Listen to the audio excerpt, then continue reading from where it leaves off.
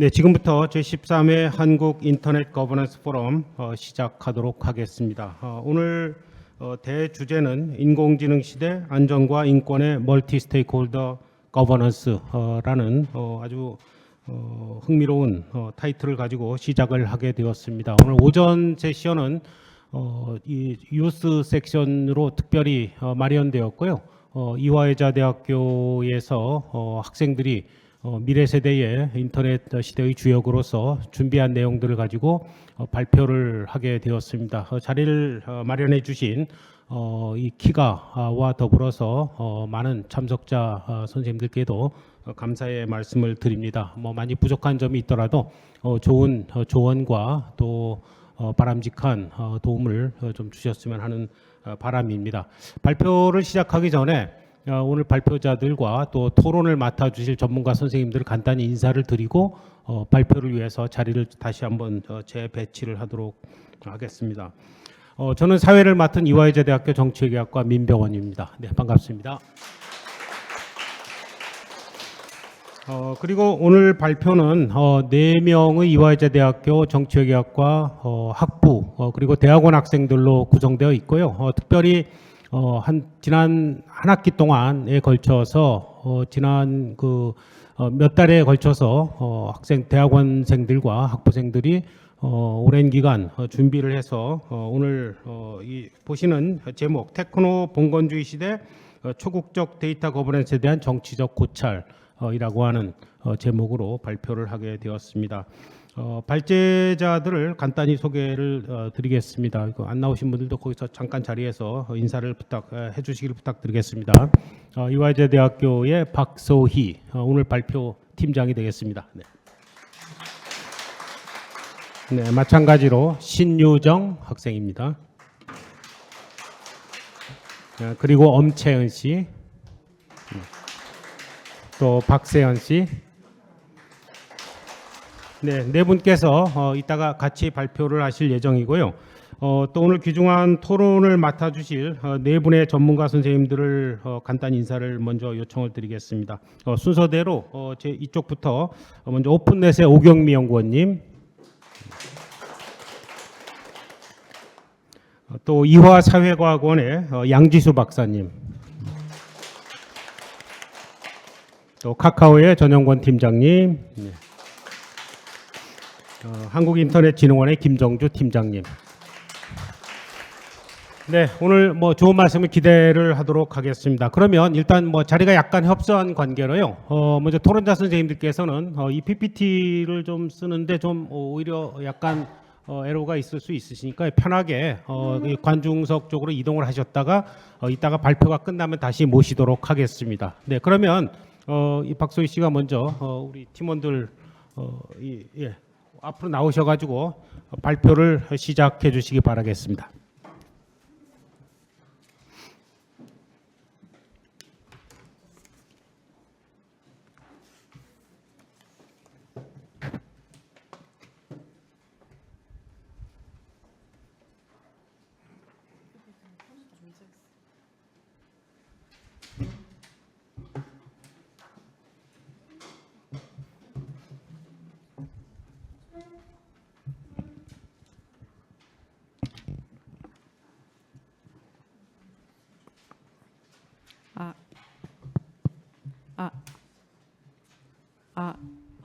들리나요? 네.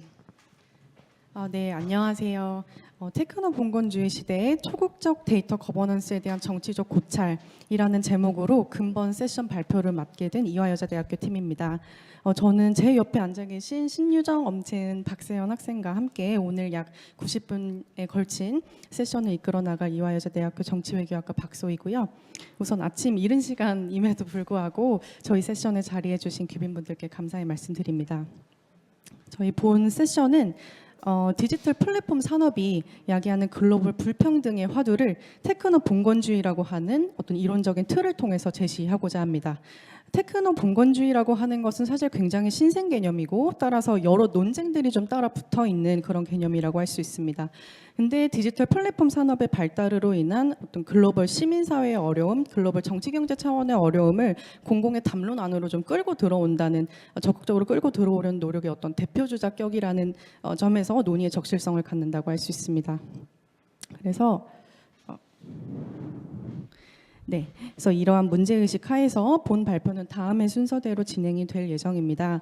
우선 데이터와 플랫폼의 개념, 그리고 양자의 관계적 속성에 대해 간단히 좀 말씀을 드리려고 하고요. 그 뒤에는 디지털 플랫폼 산업의 가치가 국가 간 지정학적인 경쟁으로 비화된 오늘날 국제정치의 주요한 한 단면을 데이터 주권의 관점에서 설명드릴 예정입니다. 그런 다음 저희 발표가 주되게 던지고자 하는 화두인 글로벌 불평등과 무엇보다 테크노 봉건주의에 대해 좀 길게 말씀을 드리고 마지막으로 빅테크의 독주 체제에 대한 한 가지의 제도적인 대안으로서 초국적 데이터 거버넌스를 제안하며 마무리 짓고자 합니다.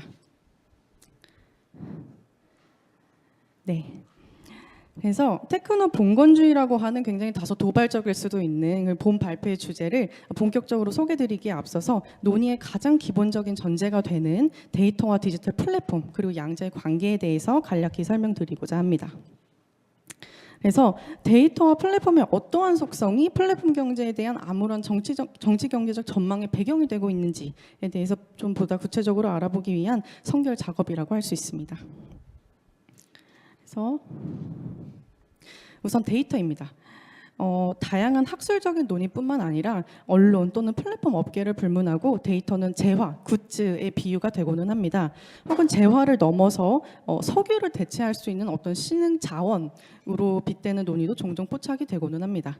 이상의 논의들은 모두 데이터가 전통적인 재화와는 비교할 수 없을 정도로 큰 부가가치를 창출한다는 점에 기인하고 있는데요.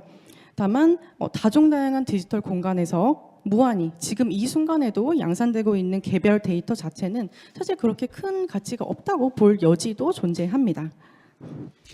왜냐하면 거대 기술 기업들이 막대한 부를 만들어내는 원천은 보다 실질적으로 말하면 무한한 데이터를 통해 분석해낸 집단적인 패턴에 있기 때문입니다. 그래서 유저들이 플랫폼 위에 남긴 수많은 발자취들을 한데 모아서 통계적으로 분석한 이 확률적 경향성이라고 하는 것을 기반으로 해서 빅테크 기업들은 다양한 플랫폼 서비스들을 제공하고 있습니다. 그래서 앞서도 제가 좀 강조를 드렸는데 여기서 특기해야 할 표현이 바로 확률이라고 하는 것인데요.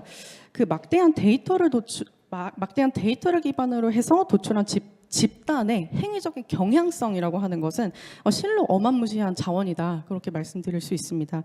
이로써 다수의 미래 행위 패턴을 제약하고 통제할 수 있는 길이 열리기 때문인데요. 관련해서 한 가지 비근한 사례를 좀 들어보려고 합니다. 어쩌다 보니 카카오의 사례를 들게 됐는데 주식회사 카카오의 플랫폼인 카카오톡은 등록 유저들을 대상으로 다양한 개인 정보들을 수집합니다. 그리고 수집되는 정보 중 하나인 사용자의 생년월일 정보는 카카오톡이 제공하는 하위 이커머스 플랫폼인 선물하기 그리고 이와 관련된 일련의 서비스 기획에 활용이 되고 있는데요. 카카오가 이제 자체적인 플랫폼을 자기 생산이라고 또 표현을 할 수 있는데 그걸 위해서 구축한 일종의 넛지 메커니즘, 그러니까 그거를 그 업계에서는 유저 플로우라고 할 수 있는데 유저 플로우가 바로 이 확률적인 통계에 기반한 미래 선택지에 대한 미묘한 제약에 해당이 됩니다. 여기서 부연하면 넛지라고 하는 것은 다들 아시겠지만 행동경제학에서 처음 등장한 개념으로 말 그대로 쿡 찌르는 거입니다. 그래서 선택을 유도하는 부드러운 개입적 조작, 이 사전적인 정의인데 이는 플랫폼 사업자들이 데이터에 기반해서 구축하는 인터페이스나 서비스나 아니면 그러니까 그거를 아우르는 유저 플로우가 사용과 구매를 어떤 강압한다기보다는 어떤 그 매 순간의 선택과 선택을 좀 부드럽게 이어주는 그런 부드럽게 촉진하는 그런 어떤 길을 깔아준다는 그런 의미를 잘 표현하는 개념이라고 할 수 있습니다. 유저 플로우에 대한 그림이 나와 있고요. 보다 또 구체적으로 좀 말씀드리면, 그러니까 카카오톡이 형성한 구체적인 유저 플로우에 대해서 보다 구체적인 사례를 들면, 카카오 등록 유저들을 대상으로 수집한 생년월일 정보는 그 생일인 친구 정보를 제공하는 데 활용이 되고, 유저들은 해당 정보를 통해서 친구가 어떤 선물을 받고 싶은지 그 목록을 확인해서 바로 또 이제 이커머스 플랫폼에 선물하기에 접속을 하게 됩니다. 이때 이제 유저들은 이제 기존의 그 무수히 쌓인 개별 구매 내역이나 리뷰 데이터나 그런 거에 기반해서 제공되는 연령별, 성별, 선물 순위 정보 같은 그 순위 정보에 기반을 해서 이제 실질적인 구매 행위로 나아가는 것인데요. 그래서 이러한 맥락에서 디지털 플랫폼은 막대한 데이터가 축적되는 부가가치 창출의 원천 내지는 기초적인 인프라로 기능한다는 점에서 큰 중요성을 갖습니다. 주의해야 할 것은 말 그대로 인프라이기 때문에 데이터라고 하는 현대 자본주의의 주요한 재화는 플랫폼이 직접적으로 생산하지는 않는다는 사실입니다.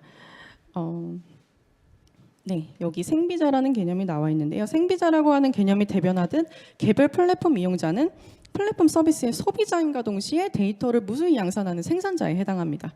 그래서 유저 간 소통과 상호작용은 그 유저 간 소통의 어떤 시원적인 문법이라고 할 수 있는 그런 것을 규정하는 유저 인터페이스 기획위에서 유저는 디지털 기기를 통해 스스로가 의식하지 못하는 순간에도 매분 매초 개별 데이터를 양산하게 됩니다. 그리고 이렇게 남겨진 데이터는 컴퓨터의 문법으로 기록화되어서 플랫폼 사업자가 전략적 커뮤니케이션이라고 하는 그 자본주의 시장 내에서의 권력 확보를 위한 조작의 대상이 됩니다. 보다 구체적으로 디지털 플랫폼에 대해 살펴보겠습니다. 사전적으로 플랫폼은 여기도 나와 있지만 이용자 간의 상호작용을 위해 설계된 프로그래밍 가능한 아키텍처로 정의가 됩니다. 다소 복잡한데요, 정의가. 그래서 이 정의를 좀 분절해서 고찰을 해보도록 하겠습니다. 우선 첫 번째 큰 덩어리는 상호작용입니다. 그래서 플랫폼은 이용자 간의 상호작용을 형성합니다. 대표적으로 뉴미디어의 주요한 창구로 이야기되는 페이스북은 직접 저널리즘을 생산하지는 않습니다. 그래서 또 이제 사람들이 어떠한 뉴스를 소비하는가에 대해서 직접적인 결정권을 행사하지도 않고, 대신에 페이스북은 뉴스 미디어가 청중에게 다가갈 수 있는 방법을 제공하거나 페이스북을 통해 일부 미디어가 팩트체커의 기능을 수행하는 무대라고 보는 것이 조금 더 알맞습니다. 그래서 뉴스 미디어가 청중에게 다가가는 방법과 팩트체커 기능 모두 페이스북이라고 하는 플랫폼이 갖는 어떤 플랫폼적인 특성, 인터페이스 상호작용의 양식에 기인한다고 할 수 있습니다. 그러나 이러한 상호작용의 결과물인 무한대의 데이터가 플랫폼 사업자에게 전적으로 귀속된다는 점에서, 따라서 어떠한 데이터가 어떻게 이용되는지에 대해서 플랫폼 이용자가 플랫폼 사용자는 전혀 알 수 없다는 점이 본 발표의 주제와 관련된 주된 문제의 소지라고 할 수 있겠습니다. 이 정의의 두 번째 덩어리는 인터페이스 구축과 관련된 그 프로그래밍 가능한 아키텍처인데요. 페이스북의 사례에서 아키텍처의 프로그래밍이라고 하는 것은 이용자가 플랫폼에서 자신을 드러내는 방식, 이용자 간에 상호작용할 수 있는 구체적인 방식, 예를 들어 친구가 되는 방법 같은, 그래서 또는 이제 자신을 드러내고 콘텐츠를 공유하는 방식이나 게시물에 좋아요를 누르는 방식, 댓글을 다는 방식 등과 관련이 되어 있습니다. 그래서 요약을 하면 디지털 플랫폼은 우리 사회의 행위자들이 상호작용을 해나가는 패러다임을 획기적으로 전환을 했습니다. 이제 친구와 약속 시간을 잡는 데 있어서, 가족들과 추억을 떠올리는 데 있어서, 아니면 직장 동료와 업무적 소통을 하는 데 있어서 디지털 플랫폼은 없어서는 안 될 굉장히 필수적인 기본 요소가 되었습니다. 이는 플랫폼을 소유한 기업 집단이 막대한 권력을 담지하고 또는 담지하게 될 그런 가능성이 열리게 됐다는 점을 시사를 하는데요. 그래서 데이터를 위시로 한 플랫폼 경제가 창출하는 그리고 그로부터 갖게 되는 힘, 즉 이제 정치적 레버리지라고 하는 것이 이것이 국제 정치의 주요한 변수로 부상하게 된 한 가지 주된 원인을 설명합니다. 그래서 우리는 지금도 디지털 플랫폼이 강대국 간 어떤 지정학적인 경쟁의 대상이 된 그런 사례들을 일상에서 뉴스에서든 지금도 많이 접하고 있는데요. 이것이 바로 데이터 주권의 문제입니다. 그래서 다음 부분은 엄채은 학생이 이어서 설명을 좀 해주시겠습니다.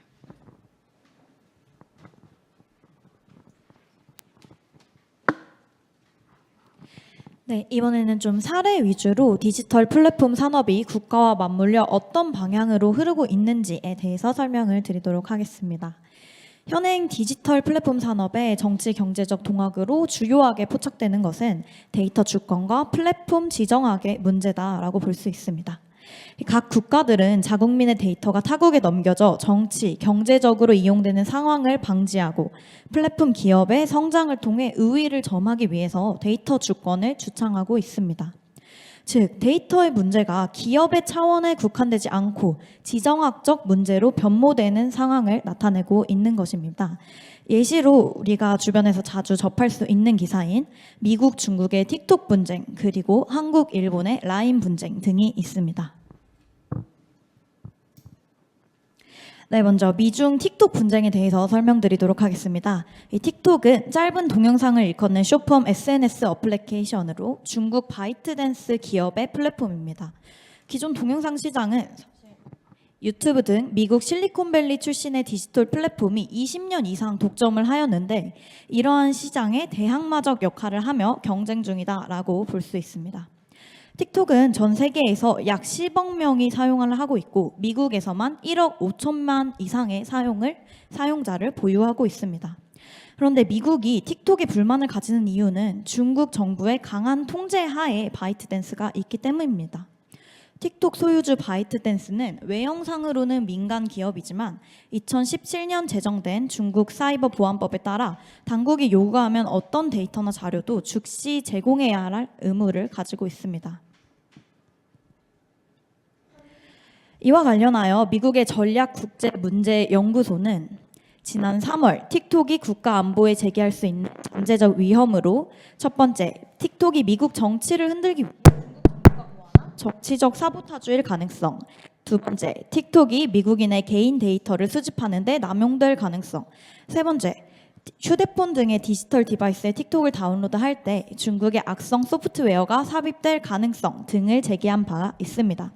결국 틱톡은 청년층의 강한 반발에도 불구하고 지난 4월 안보 패키지 법안인 틱톡 강제 매각법이 의회에서 통과가 되면서 퇴출 예정에 놓이게 되었습니다. 이는 개인정보 유출에 대한 안보적 우려와 경제 패권에 대한 위협이 복잡하게 맞물리면서 미중 양국이 오랜 분쟁에 돌입한 모습이라 볼 수 있습니다.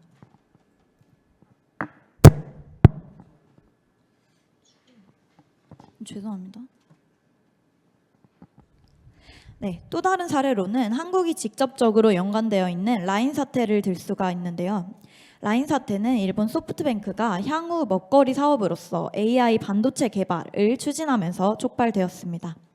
일본 당국은 라인 야후의 지분 50%를 소유하고 있는 네이버에게 일본 소유의 합작 투자자인 소프트뱅크의 지분을 매각하라는 행정 지도를 내렸습니다.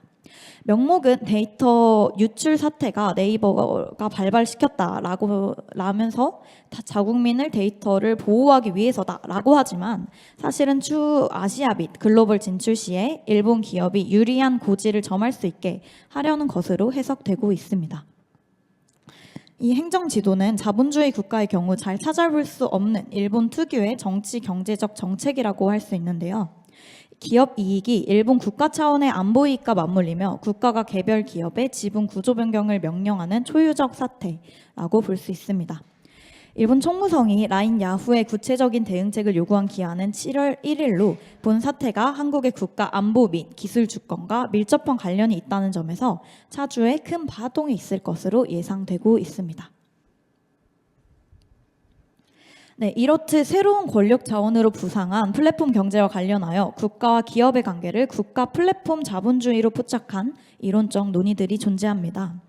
국가 자본주의는 정부가 시장의 동학을 국가의 정치, 경제적 이해관계에 맞추어 적극적으로 조정하거나 통제하는 양태를 일컫는 개념인데요. 즉, 시장에 대해서, 기업에 대해서 국가가 갖는 힘에 주목하는 이론적 틀이다라고 볼 수가 있겠습니다. 플랫폼이 데이터에 대한 독점적 통제와 공격적 수직적 통합을 통해서 구가하는 이 네트워크의 효과는 디지털 플랫폼 기업에 영향력을 행사하는 정부에도 막대한 정치적 자원을 제공할 수가 있습니다.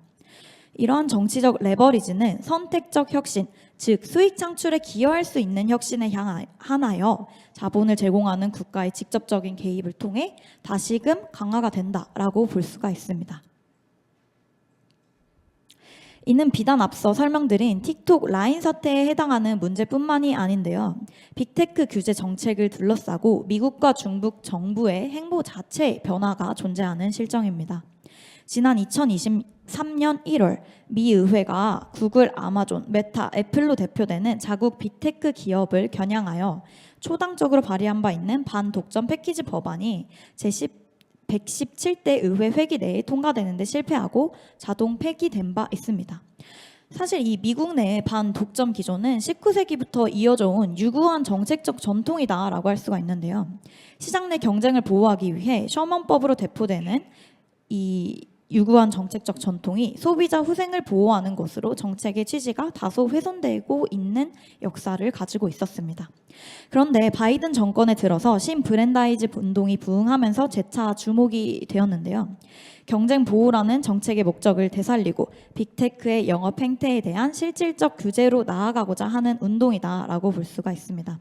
실제로 리나칸과 같이 신브랜다이즈 운동을 대표하는 인사들이 바이든 정권 이후에 반독점법 관련 주요 요직에 임명된 바가 있습니다. 그러나 플랫폼 경제가 주권 안보, 특히 중국과의 패권 경쟁과 밀접한 관련성을 띠게 되면서 결국에는 이러한 법안들이 폐기가 되게 되었다라는 의미합니다.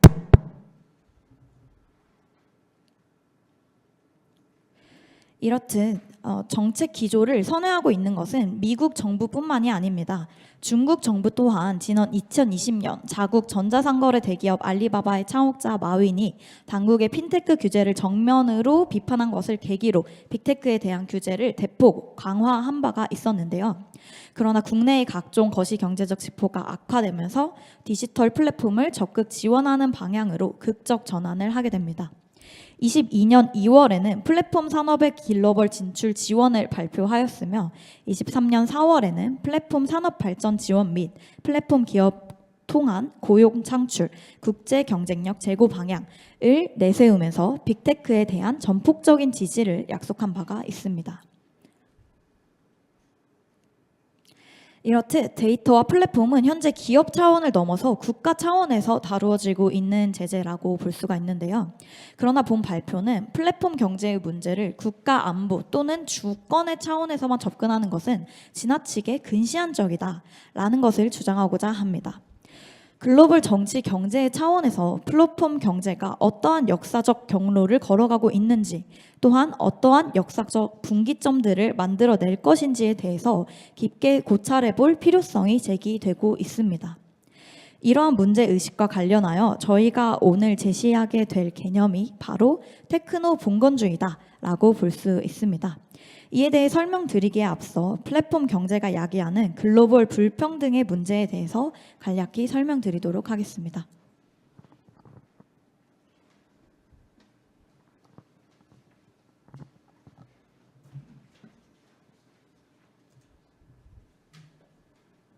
세계적인 경제학자 토마 피케티는 자신의 저서인 21세기 자본을 통해서 자본 수익률이 경제 성장률을 크게 웃돌 때는 논리적으로 상속 재산이 생산이나 소득보다 더 빠르게 늘어난다라고 주장한 바가 있습니다. 자본 수익의 관점에서만 본다면 현재 글로벌 경제는 그 어느 때보다도 많은 부를 만들어내고 있다고 할 수 있습니다. 2023년 기준으로 순이익의 차원에서 메타는 206억 9천만 달러, 마이크로소프트는 219억 달러, 아마존은 106억 달러를 벌어들인 바 있습니다. 이는 하나로 약 14조에서 30조 사이에 달하는 금액입니다.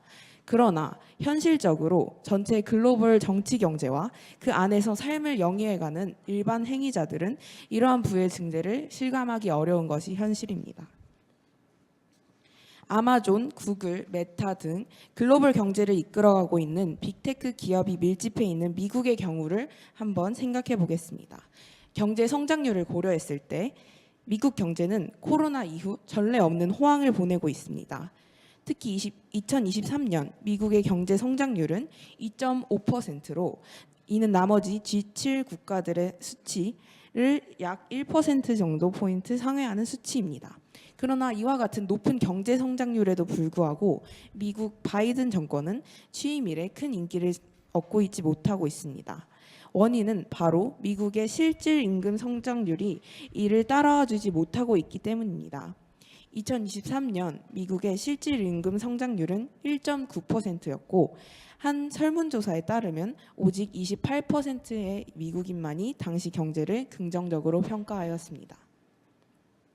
이상 말씀드린 경제적 양극화 현상은 일부 거대 기업, 특히 빅테크와 고액 연봉자들의 자본소득 및 노동소득만이 전례 없이 폭발적으로 늘어나고 나머지 사회 전반의 경우 그렇지 못하다라는 사실을 반영하고 있습니다.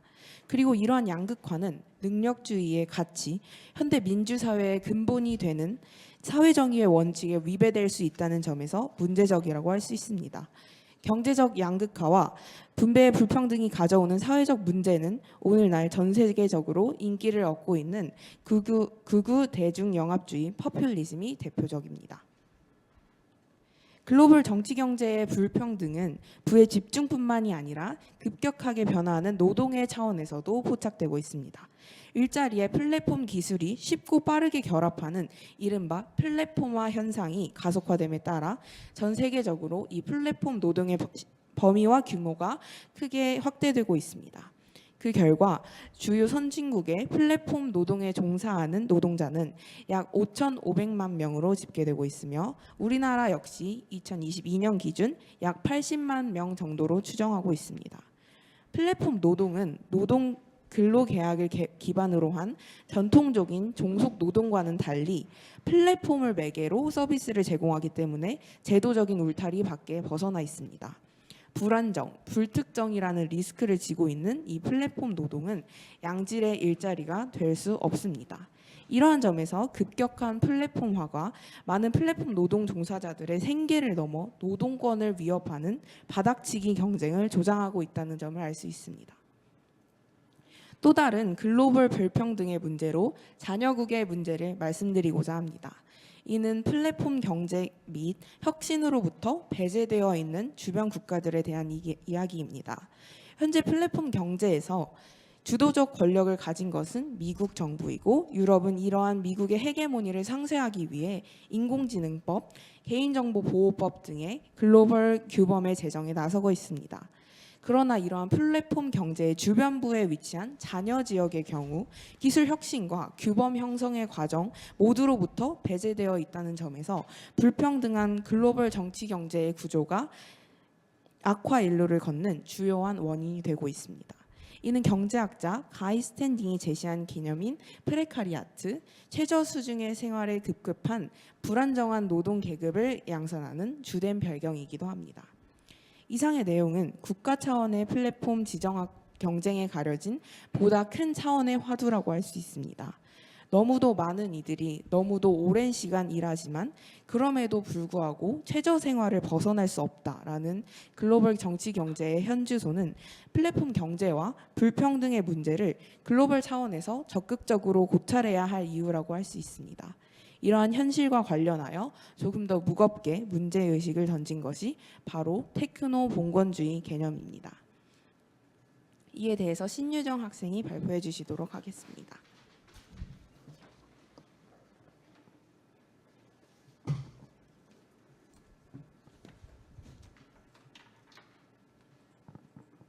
그러면 저희 본 발표의 주제인 테크노 봉건주의에 대해 본격적으로 들어가 보겠습니다. 테크노 봉건주의는 그리스의 경제학자 바루파키스에 의해 주창된 개념입니다.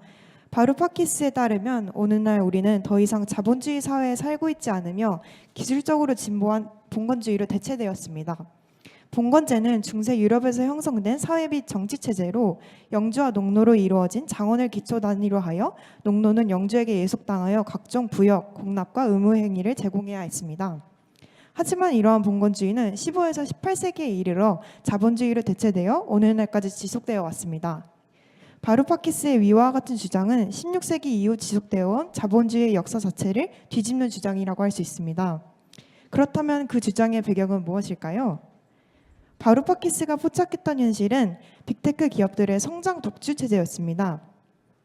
막대한 자본과 데이터를 기반으로 하여 빅테크는 자사 소유의 플랫폼을 인터넷 네트워크 위에 구획합니다. 개발 작업에 소요되는 자본, 자원, 정보가 부재한 이들, 주로 타사 기업과 일반 유저들은 빅테크가 구획한 플랫폼 위에서 디지털 삶을 영위하고 이들이 플랫폼에서 제공한 데이터는 다시 빅테크의 수익 창출에 기여하는 이른바 악순환의 고리가 태동하게 됩니다. 바루파키스에 따르면 자본주의 경제 지형을 빅테크의 디지털 영지가 점령하는 모습이 흡사 봉건주의 시대로의 회귀를 점치게 한다는 것입니다. 다시 말해 플랫폼 유저로 전락한 수많은 시민들은 디지털 플랫폼을 통해 막대한 부를 창출하는 새로운 지배자인 빅테크에 의존하게 되었습니다. 관련된 구체적인 예시로 그는 최대 디지털 거래 플랫폼인 아마존을 언급하고 있습니다. 아마존의 경우 플랫폼 측이 상품 판매 방법과 어떤 고객에게 접근할 수 있을지를 결정하게 됩니다. 판매자는 플랫폼 측이 일방적으로 결정하는 이런 룰에 의존하게 되기 때문에 판매자는 빅테크에 종속 의존하게 됩니다. 빅테크 측은 판매자가 정해진 판매 방법을 지키지 않는 경우 판매자를 쫓아내면 그만이기 때문입니다. 또한 빅테크가 구축하는 디지털 영지, 즉 플랫폼을 이용하려면 수수료가 발생합니다. 예를 들어 애플 앱스토어는 타사 개발자의 매출 30%를 수수료로 징수하며 아마존도 타사 판매자에게 매출의 35%를 수수료로 청구하고 있습니다. 이는 중세 봉건 영주가 토지와 그 생산물 모두를 소유하여 영지 내에서 생산된 농작물 대부분을 징수하던 착취 구도와 상당히 유사합니다. 네, 이처럼 빅테크 플랫폼은 사용자가 플랫폼에 관심을 쏟는 시간에 비례하여 눈부신 속도로 부와 권력을 증대시키고 있다고 할 수 있겠습니다. 본 발표에서는 데이터의 정치 경제가 플랫폼을 소유한 거대 기술 기업의 권력이 압도적 우위를 점하는 테크노 봉건주의의 시대로 귀결될 것임을 주장합니다. 문제는 인간 사회와 사회 안의 자생적 다양성을 억압하는 빅테크의 운영 기술은 패착으로 귀결될 가능성이 높다는 것입니다. 정보의 독점과 혁신의 통제는 기술 발전의 과실에 대한 불균등한 분배를 낳고 민주주의 정치의 기반이 되는 자유와 평등의 가치를 해치면서 사회의 존망을 뒤흔든다는 점에서 문제적이라고 할 수 있습니다. 자유와 평등의 가치, 다원주의와 창조성을 억누르며 성장하는 플랫폼 산업은 궁극적으로는 디지털 플랫폼이 민주주의에 기여하였던 긍정적인 측면까지 포기하게 만드는 결과라는 점에서 문제시되어야 할 것입니다. 본 발표는 디지털 플랫폼이 내재하는 자본주의적 자기 생산 메커니즘의 순환성을 끊어낼 수 있는 한 가지 제도적 대안으로 다양한 행위자들이 참여하는 초국적 거버넌스 모델을 제안하고자 합니다. 문제 해결법으로 초국적 거버넌스를 제시하는 이유는 크게 세 가지가 있습니다. 첫째, 오픈 이노베이션, 책임 있는 연구 및 혁신 프레임워크 등 정보 기술의 독점에 대한 기존의 시장 친화적 해법은 오늘날 디지털 플랫폼이 야기하는 문제를 해결하기에 불충분한 것으로 드러난 바 있습니다. 이에 경제적 차원의 접근이 아닌 정치적 차원의 접근이 필요합니다. 둘째, 디지털 플랫폼 관련 기술 표준과 규범 원칙은 세계 시민 모두에게 광범위한 영향력을 행사하므로 이와 관련된 다종다양한 이해 당사자들이 널리 포함될 수 있는 초국적 의사결정 모델이 필수적입니다. 셋째, WTO 등 기존의 국제무역기구는 플랫폼 경제를 다루는 데 있어서 소극적인 태도를 취하고 있습니다. 특히 무역 부분에 있어서 1990년대 이후 WTO의 다자주의가 아닌 PTA를 중심으로 양자주의가 부상하면서 글로벌 차원의 규제를 도모하는 데 상당히 부적절한 측면이 있어 보입니다.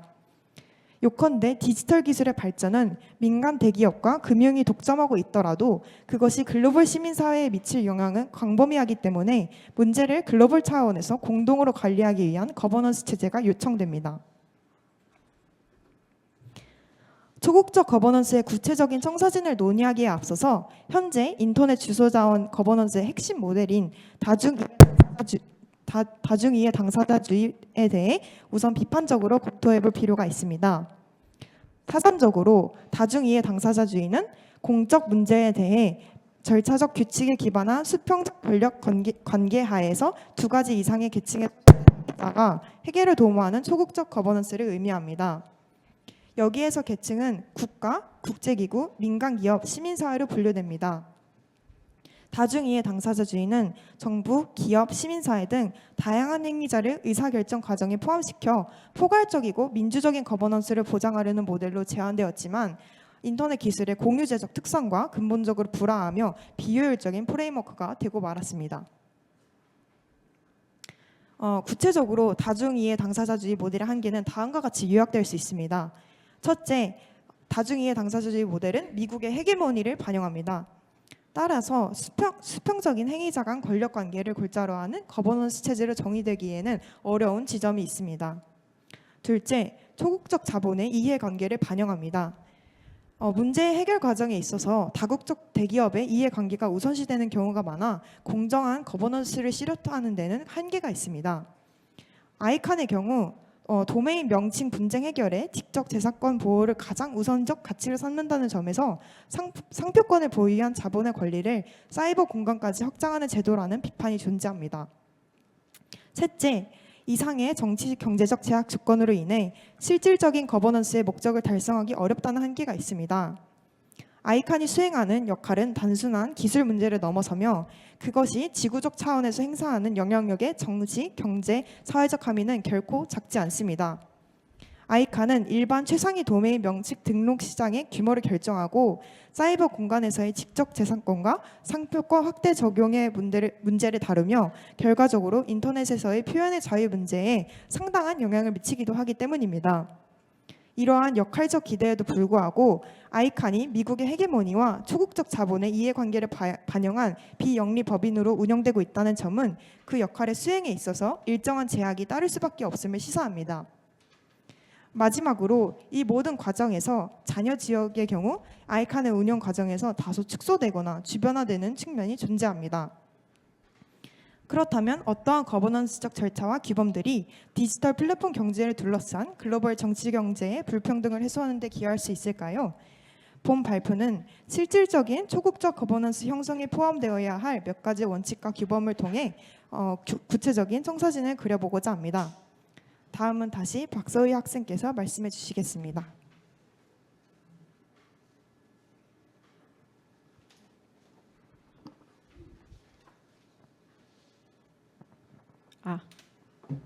네. 이어서 발표를 하도록 하겠습니다. 그 새로운 초국적 거버넌스의 모델을 소개드리기에 앞서서 우선 거버넌스의 정의에 대해 먼저 고찰을 좀 해보도록 하겠습니다. 왜냐하면 지금 저희가 본 발표를 통해서 나갈 이야기는 굉장히 큰 이야기이기 때문인데요. 글로벌 사회가 적극적으로 참여해 나갈 수 있는 초국적 거버넌스 모델을 제안드리려고 하는데 거대한 이야기를 시작하기에 앞서서 논의의 출발점으로 어떤 좀 초석을 다진다는 의미에서 그렇다면 거버넌스는 정치학적으로 무엇을 의미하고 그러한 사전적인 정의는 초국적 거버넌스와 관련해서 어떤 시사점을 던져줄 수 있는지에 대해 고찰해보는 작업이 우선 선결되어야 한다고 하겠습니다. 그러한 맥락에서 지금 화면에도 나와 있는 거버넌스의 정의를 좀 살펴보면 광의의 글로벌 거버넌스라고 하는 것은 공적인 문제에 대해 자율적인 행위자, 조직, 기능 체계 간의 복합한 상호 의존에 직면해서 채택된 수평적인 조정의 메커니즘과 전략으로 정의가 됩니다. 그래서 거버넌스는 특정 이슈 영역에 국한된 개념은 아니고요. 원칙적으로 다양한 행위자와 이슈를 포괄할 수 있는 넓은 개념이라고 할 수 있습니다. 거버넌스의 개념이 색다른 의미를 갖게 되었던 것은 1990년대 이후에 이른바 초국적 시민사회 조직, 초국적 옹호 네트워크라고 하는 것들의 연구가 학계 인기를 끌게 되면서부터였는데요. 인권이나 젠더, 환경 보호와 같은 이슈에 대해서 다양한 행위자들의 느슨한 연합이 글로벌 차원에서의 의식 변화나 정책적인 전환을 이끌어내는 모습들을 보고 전통적인 정부 차원의 문제 해결 메커니즘에 대한 대안이 될 수 있구나 하는 어떤 문제 의식으로 거버넌스가 부상하게 되었던 것입니다. 따라서 여기에서 저희가 좀 주목해야 되는 거는 이 정의에서 이 수평성이라고 하는 부분에 있는데요. 그래서 이슈에 영향을 받는 또는 영향을 받게 될 가능성이 높은 잠재성이 있는 다양한 행위자들이 수평적으로 참여할 수 있는 거버넌스를 만들어 나가는 작업이 굉장히 중요하다고 할 것입니다. 특히 앞서 발표에서도 언급된 바 있는데요. 디지털 플랫폼 경제의 혁신과 규범 형성으로부터 소외된 자녀 지역 의 문제, 자녀 지역을 적극적으로 포섭하는 문제가 이러한 거버넌스의 수평적 메커니즘을 통해서 촉진될 수 있습니다. 대부분의 자녀 지역의 경우에 대부분의 자녀 지역은 현재 이제 플랫폼의 사용자의 위치에 있고 아니면 이제 일부 지역의 경우에는 플랫폼 경제가 들어와 있지 않는 그런 환경에 있기 때문에 그렇지만 향후에는 플랫폼 경제의 주요한 사용자가 될 가능성이 또 존재하기 때문에 적극적으로 거버넌스 네트워크 안에 또 그 규범을 형성하거나 정책을 형성하는 과정에 포섭이 되어야 할 것입니다. 근데 초국적 디지털 플랫폼 경제가 내재한 어떤 데이터의 사유화, 그리고 자산화, 그리고 여기에 기반한 정보 기술의 독점이나 혁신의 통제라고 하는 거. 혁신의 통제라고 하는 것은 아까도 말씀드렸던 어떤 선택적인 혁신의 문제인데요. 그리고 디지털 플랫폼의 비민주주의적 운영 관리 이 문제들을 해결하기 위해서는 사실 이해 당사자들의 수평적인 네트워크뿐만 아니라 일정 정도의 규제 권력이 동반되어야 하는 문제라고 할 수 있습니다. 그래서 이와 관련된 거버넌스의 개념이 거버넌스의 거버넌스라고 하는 메타 거버넌스인데요. 메타 거버넌스는 거버넌스의 내재적인 이런 딜레마를 해결하기 위한 전략으로 개별 이슈 영역에 대한 거버넌스를 총망라해서 조정하는 복합적인 거버넌스를 의미합니다. 그래서 이러한 메타 거버넌스는 어느 한 영역의 관리, 특히 그러니까 위기 관리에 치중을 했던 전통적인 거버넌스 개념과 달리 이제 서로 중첩되는 이슈 영역과 그에 상응하는 거버넌스 체제를 조율하기에 적절한 조정 모델이라고 할 수 있습니다.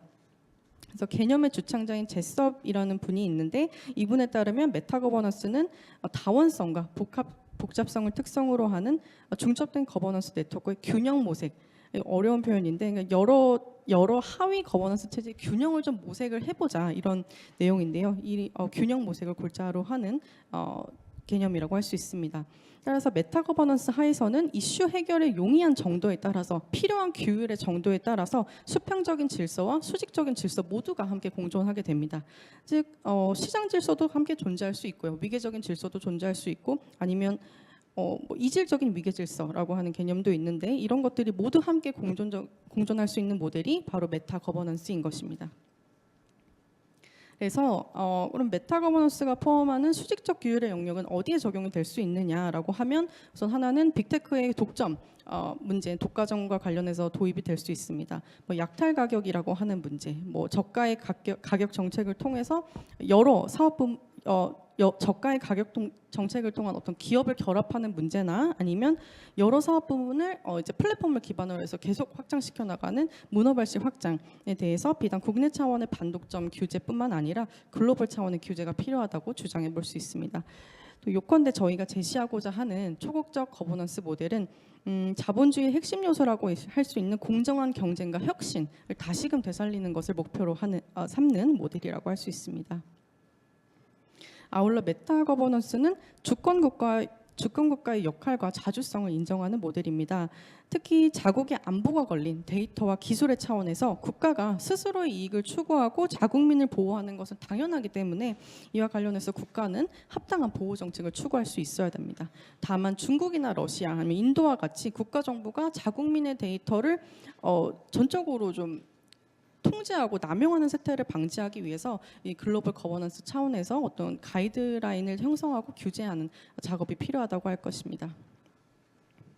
마지막으로 제가 칼 폴라니의 얘기를 잠깐 말씀드리면 폴라니가 거대한 전환에서 자본주의 진화에 따른 어떤 일대 격변이 나타났을 때 만약 그것이 어떻게 할 도리가 없다면 방향을 통제할 수도 없고 그 속도가 너무 빠르다면 가능한 한 그 속도를 좀 늦춰서 공동체의 안녕을 보호해야 할 어떤 필요성을 주장한 바가 있습니다.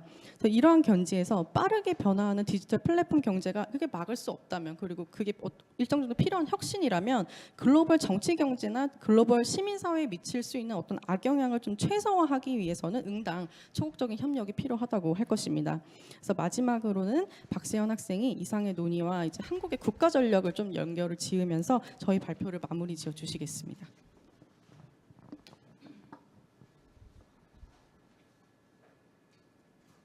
네, 마지막으로 디지털 플랫폼 경제와 관련하여 한국이 취해야 할 바람직한 국가 전략에 대해서 몇 가지 말씀드리며 본 발표를 마치고자 합니다.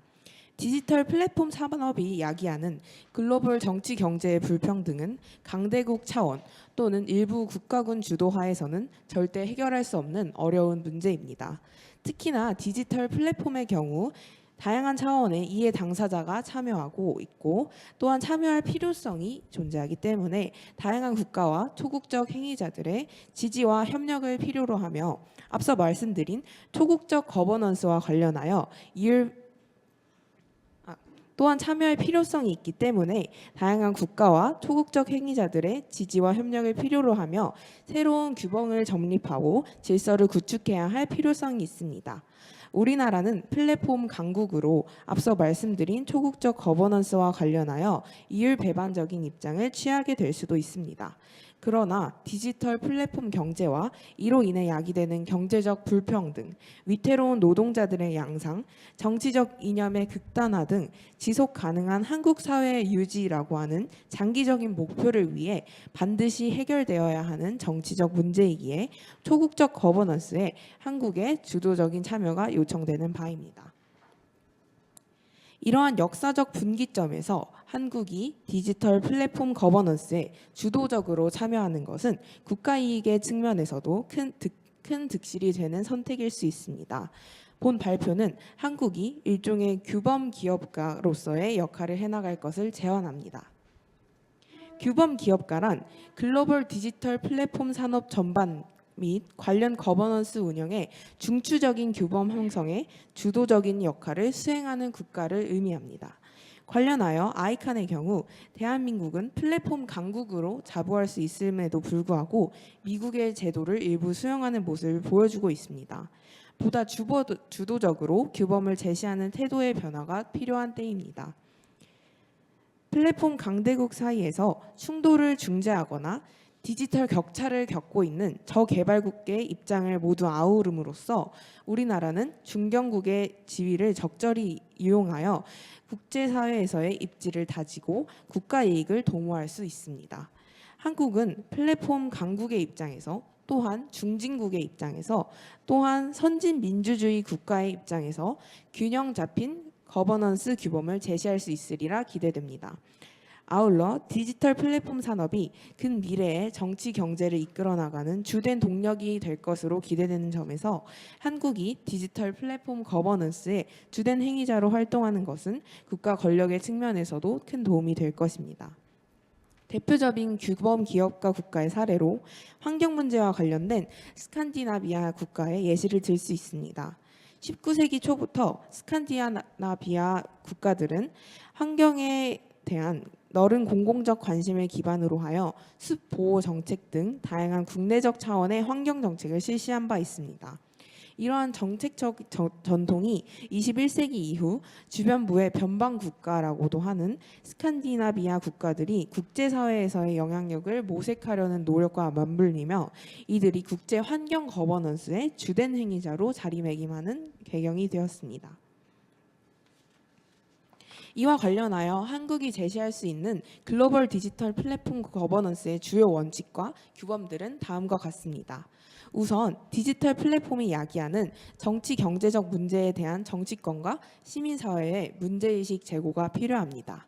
국내 차원에서 다양한 디지털 플랫폼 관련 정책과 시민사회 운동을 전개해 나가기 위해서는 널리 확보된 공공의 문제의식이 필수적입니다.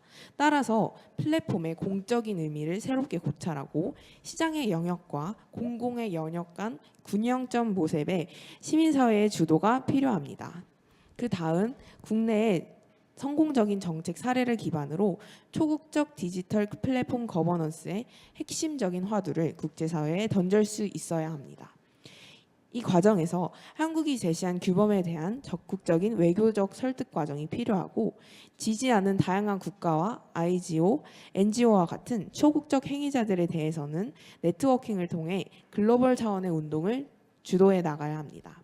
나아가 현재 디지털 산업을 이끌어 나가는 기업들에게는 사회적 책임 조항을 필수적으로 규정으로 제시하고 이를 지원함으로써 플랫폼 기업이 미래지향적으로 혁신할 수 있는 환경을 조성해야 합니다. 이러한 움직임은 현재 유럽이 주도하는 서구 중심적인 디지털 플랫폼 규범을 극복하는 세계 시민사회의 이해관계를 아우르는 진정한 다자 이해 당사자주의로 거듭나는 발상이 될 것입니다. 오늘날 플랫폼은 국제정치 경제라는 회전판의 거대한 한 축이라고 할 수 있습니다. 시장 원리에 의해 움직이는 것처럼 보이면서도 공공의 영역에 지대한 영향을 주고받는 양상을 보입니다. 플랫폼 사업에 괄목할 만한 성장에 풍요와 빈곤이라는 양면적인 결과가 뒤따르는 가운데 국내적 차원을 넘어선 국제적 차원의 거버넌스 논의는 그 중요성이 거듭 강조되고 있습니다. 적절한 균형점을 찾아가는 일은 분명 어렵지만 본 발표를 통해서 저희가 말씀드린 이상의 내용이 건설적인 미래의 기반이 되리라고 생각합니다. 부족한 발표를 경청해 주셔서 감사합니다.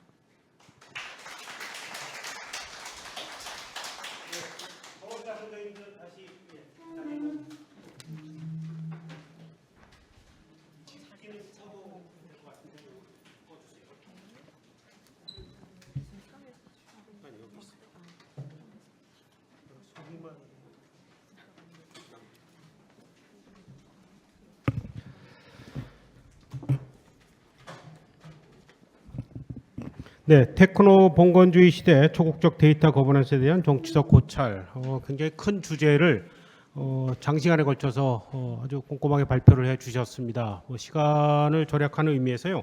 오늘 네 분의 토론자들을 모셨는데 시간을 이제 관리하는 차원에서 개별 토론자 선생님들당 아마 한 5분에 7분, 10분을 넘어가기는 좀 어려울 것 같고 한 7분 정도로 예상을 하시고 여러 가지 논점에 대해서 핵심적인 코멘트를 좀 부탁드리겠습니다. 그럼 순서대로 일단 네 분의 토론자 분들의 코멘트를 순서대로 듣고 나서 나중에 한꺼번에 발표자 분들의 응답 그리고 시간이 조금 남길 기대하면서 플로어에 질의응답 시간을 좀 갖도록 하겠습니다. 그럼 먼저 오경미 연구원님부터 부탁드리겠습니다.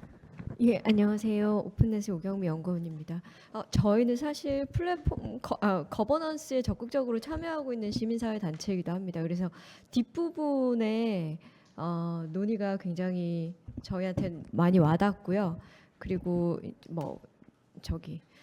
저는 아주 짧게 할 건데 이제 발표에 대해서 조금 받은 인상을 말씀을 드리면 이렇게 각 개념에 대해서 꼼꼼하게 정리한 발표는 굉장히 오랜만입니다. 고생 많이 하셨을 것 같고요. 수고 많이 하셨고 도움이 정말 많이 됐습니다. 플랫폼에 대한 개념 정의, 플랫폼을 기반으로 한 인터넷 생태계와 인터넷이 모든 것을 매개하는 시대의 도래.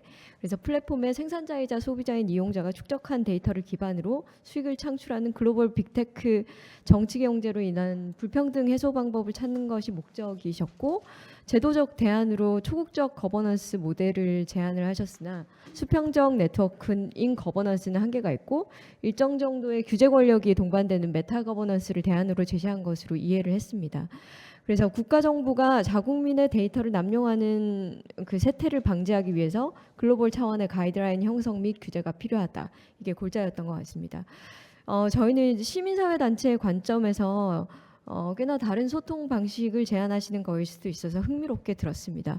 그래서 질문은 사실 두 가지를 준비를 해왔는데요. 첫 번째 질문은 이제 메타 거버넌스의 실증 사례가 있냐는 질문이었는데 스칸디나비아 사례를 들어주셔가지고 이 질문은 뛰어넘으셔도 될 것 같고요. 이제 두 번째 질문은 메타 거버넌스의 경우 일정 정도의 정부 규제 혹은 개입을 필요로 하거나 전제로 하고 있다고 말씀을 하셨습니다. 그렇다면 이제 제가 궁금한 거는 정부의 개입의 정도, 규모는 어떻게 결정될 것인가 하는 것입니다. 왜냐하면 거버넌스라고 하면 정부의 역할에 대한 것도 서로 간의 상의하에 조율되는 것인가 아니면 이제 수직적으로 거버넌스라고 했으니까 정부의 마음에 따라 결정되는 것인가 이게 굉장히 궁금하고요. 그리고 저희는 이제 정말 이제 거버넌스를 하고 있다 보니까 정부가 굉장히 싫기도 하고 필요하기도 하고 그런 상황이 되게 맞닥뜨려서 이제 정부 역할에 대한 조금의 더 인사이트를 얻을 수 있을까 질문을 드렸습니다.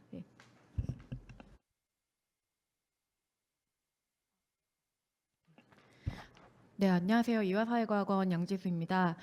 우선 이렇게 한국 인터넷 거버넌스 포럼에 이제 토론자로 참여하게 돼서 오늘날 디지털 시대의 이제 중요한 후속 세대이죠. 이렇게 대학생들, 대학 원생, 청년의 시각을 통해서 좀 참신한 주제 논의할 수 있는 기회 주셔서 감사하다는 말씀 먼저 드리고요. 사실 제가 이제 제출하신 발표문의 구조를 살펴보면 학술 논문의 구성은 띄고 있지 않기 때문에 분명히 학술적으로는 발전시켜야 할 부분이 분명히 있지만 저는 이 발표문에서 다루고 있는 연구 주제와 문제 의식이 굉장히 문제 의식을 좀 굉장히 높게 평가합니다. 왜냐면 이제 사실 제가 받은 발표문을 준비한 대학생 원생의 수준에서 이제 끌어낼 수 있는 최대치의 학술적 노고가 좀 보였고 훌륭한 점이 많은 만큼 아무래도 이제 저뿐만 아니라 전문가분들의 토론을 통해 다른 시각에서 연구를 좀 더 발전시킬 수 있는 기회를 가지셔서 좋은 학술지에 투구도 하시고 해당 연구를 끝까지 잘 진행시키길 바라는 마음으로 이제 코멘트를 드립니다. 오늘 발표를 들으면서 테크노 봉건주의와 관련해서 논의하였던 이제 다양한 주제들 중에서도 불평등에 집중을 하고 싶어요. 결국 오늘 이제 발표에서 다룬 메타 거버넌스, 멀티 스테이크 홀더리즘 다 불평등 해소라는 큰 물결로부터 나왔다고 볼 수 있거든요. 사실 불평등은 오늘날 같은 그 테크노 봉건주의 아닌 시대에도 늘 존재했고 우리 인류는 늘 불평등을 이제 해소하기 위해서 다양한 노력을 했죠. 이제 발표자분들께서도 발표를 준비하면서 테크노 봉건주의로 발생하는 오늘날 글로벌 불평등을 해소하기 위해서는 어떤 방안이 있을까 이런 생각을 하셨는지 궁금해요. 왜냐하면 발표 마지막 부분에서 글로벌 정치 경제 불평등은 강대국 차원 또는 뭐 일부 국가 주도하에서는 절대 해결할 수 없는 문제라고 명시하였는데 저는 분명 시민사회 레벨에서도 우리가 현실에서 할 수 있는 작은 스텝은 있다고 보거든요. 이제 발표자분들의 의견이 어떤지 궁금합니다. 왜냐하면 제가 이제 늘 학회에 다니면은 국제사회나 아니면 국가의 역할과 같은 거시적인 담론만 이야기를 하기 때문에 이제 학생들의 의견이 궁금합니다. 제 토론 이상입니다. 감사합니다.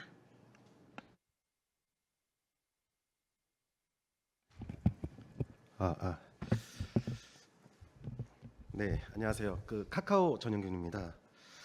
네, 우선 발표 준비해 주신 박소희님, 신유정님, 엄채은님, 박세현님 정말 고생하셨습니다. 이게 오랜만에 이런 대담론을 좀 보는 것 같습니다. 이게 초국적 데이터 거버넌스 해서 사실 토론 패널 제안 받을 때까지만 해도 제안서에는 막 이렇게까지 디테일하게 안 썼는데 플랫폼 얘기가 상당히 많네요. 제안 안 받았을 텐데 이게 좀 자료를 늦게 받아서 어떻게 좀 받게 됐습니다. 근데 이제 이런 대담론은 사실 좀 필요합니다. 이게 데이터가 최근에 굉장히 중요한 이슈가 됐고 그래서 이제 플랫폼 기업들도 마찬가지고 정부 정책을 형성하는 과정에서도 좀 상당한 좀 고민을 하고 있는 과정인 것 같습니다. 사실 제가 봤을 때의 지금 현재 이 세계 경제는 플랫폼 중심으로 돌아가고 있습니다. 이게 어떻게 보면 여기 앞에서 뭐 암울한 전망, 테크노 봉건주의에서 암울하다 이렇게 말씀을 뭐 발제자분께서 해주셨지만 제가 봤을 땐 하나의 전환 과정이라고 좀 생각을 합니다. 그러니까 이제 세계 경제가 침체 시기를 지나서 이제 또 한 번의 퀀텀 점프를 위한 하나의 이제 그런 어떻게 보면 패러다임이 좀 변환되는 과정이 아닌가라고 좀 생각을 하면서 제가 좀 본 것 중에 제가 좀 말씀드릴 수 있는 부분만 좀 말씀을 드리면 좋을 것 같습니다. 일단 좀 소희님께서 발제하신 부분 데이터와 플랫폼의 개념 부분에서 좋았습니다. 좋았고 이제 이게 카카오톡 사례가 나온다는 얘기는 못 들었는데 나와서 좀 당황스러운데 요 얘기를 좀 한번 해볼까 합니다. 사실 저는 그렇게 생각합니다. 이제 최근에 이제 이슈가 많이 되는 게 이제 플랫폼의 데이터라는 얘기가 많이 나오는데요. 사실 플랫폼 데이터니까 마치 플랫폼이 데이터를 많이 수집을 해서 이거를 이제 뭐 활용을 하고 돈을 버는데 이용한다. 약간 이런 이제 일률적인 그런 논리의 흐름이 머릿속에 상상이 되는데요. 저는 그렇게 생각합니다. 이게 데이터는 굉장히 중요한 재료이고 그 중요성은 무시할 수 없는 사실이다. 다만 과연 데이터만 있으면 그러면 기업들이 다 성공할 수 있고 돈을 벌 수 있고 그럴까? 전 사실은 좀 그렇지는 않은 것 같습니다.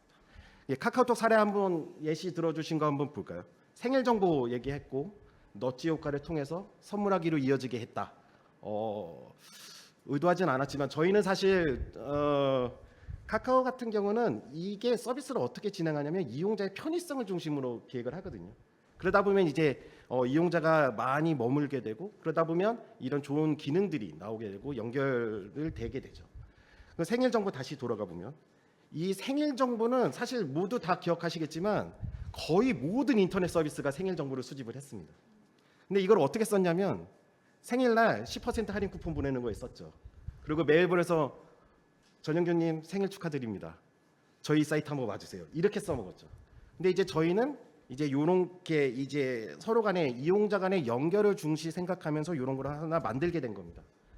그러면 과연 이게 이런 기능을 만드는 게 정말 좀 쉽다고 생각할 수는 있을 것 같습니다. 근데 제가 봤을 땐 약간 그 콜럼버스의 달걀 같은 문제인 것 같습니다. 이게 기업이 이거를 만들기 위해서는 치열한 고민, 그 다음에 다양한 기획, 진짜 수도 없는 기획의 실패를 겪고 이런 노력들이 조금 좀 작용을 해서 이런 기능들이 나오지 않았나. 그래서 데이터가 하나의 재료로서는 중요하지만 다는 아니다라는 말씀을 좀 드리고 싶고요.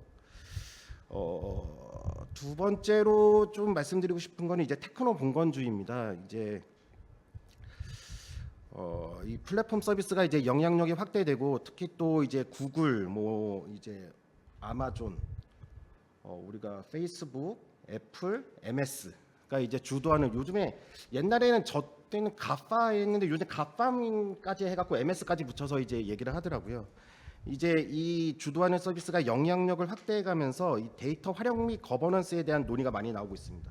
이 중에서 하나가 이제 테크노 봉건주의인 것 같습니다. 어떻게 보면 기존의 기술이 주도하는 자본주의를 비판하는 시각에서 일부에서 좀 나온 얘기인데요. 이 봉건주의가 상당히 좀 자극적인 것 같습니다, 이슈가. 그래서 근데 이제 사실 이게 봉건주의를 붙이기 위해서는 이제 영향력이 커서 거기에서 이제 탈피할 수 없다는 취지로 이제 테크노 봉건주의가 이제 붙여진 것 같은데요. 저는 그런 사실은 한번 말씀을 드리고 싶었어요. 그러니까 이제 봉건주의, 과거의 봉건주의와 지금 현재의 상황은 좀 다르지 않나. 예를 들어서 과거의 봉건주의는 우리가 이제 그 농민들, 농노들이 이제 봉건주의하에서는 자유롭게 이동을 제한받고 거기서밖에 일할 수 없고 벗어날 수 없는 약간 그렇기 때문에 봉건주의에 대한 단점이 많이 부각이 되었죠. 뭐 일부 장점을 얘기하시는 분들도 있긴 합니다. 과거 봉건주의에 대해서. 다만 어쨌든 자유로움을 박탈당했다는 게 사실 그 봉건주의의 문제였던 것 같습니다. 근데 현재의 그런 플랫폼 서비스를 보면 그러느냐? 저는 그렇지는 않은 것 같습니다. 예를 들어서 지금 뭐 유튜브나 넷플릭스 내일부터 사용하지 마십시오 하면 좀 어렵겠죠. 근데 만약에 새로운 유튜브와 넷플릭스에 대적할 수 있는 서비스가 나온다면 유튜브와 넷플릭스와 함께 다른 서비스를 또 사용하게 될 겁니다. 그리고 그 서비스가 정말 경쟁력이 더 뛰어나다면 기존에 있는 서비스를 사용하지 않고 새로운 서비스를 이용하게 되겠죠. 저희는 사실 이런 거를 멀티호밍이라고 부르기도 합니다. 그래서 이 플랫폼 서비스의 핵심 요소인 이용자가 선택할 수 있는 권한이 있다.